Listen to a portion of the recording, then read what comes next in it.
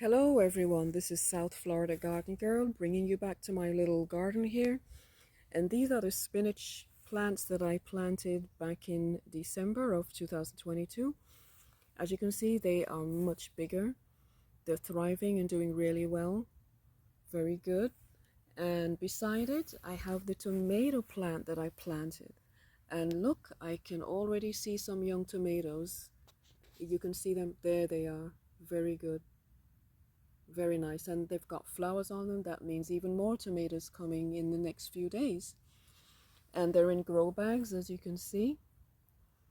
Yep, you can do this on your patio, guys. I'm telling you, your patio, your under your back window, wherever there's sunlight, you can do this. And here are the others. In the corner there, this little cluster of leaf, that's a potato. I had a potato that was sprouting eyes, or chitting as they call it. And so I decided not to throw it away. I just put it in here, and look, in a few weeks, when the foliage starts to turn yellow and they're ready, I'll have potatoes. Isn't that good? Even old scraps, like old potatoes that you think, oh, these guys aren't good, they've got eyes in them, don't throw them away. Put them in the ground. You'll have more potatoes than you'll ever dream of when you harvest these things. As long as you water them, take care of them, give them fertilizer like every 3 weeks or so, you will have potatoes. It's that good, that easy. And over here, I had planted some bok choy.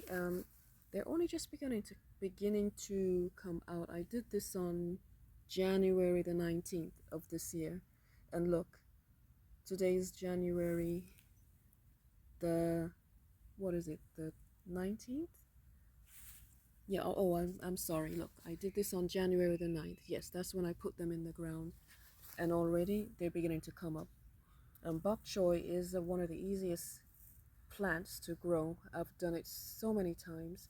And over here, I see my little lettuce coming up. I planted those the same time. I did those on January the 9th, and look at them today. Awesome. It's doable, guys. All you have to do is just try. Pretty doable. And that's it. That's all for now. I'll bring you back in another week or so to see how these guys are doing.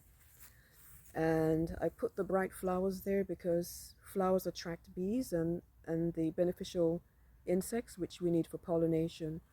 So don't forget to put pretty flowers in your gardens. They're beneficial. They'll help your garden.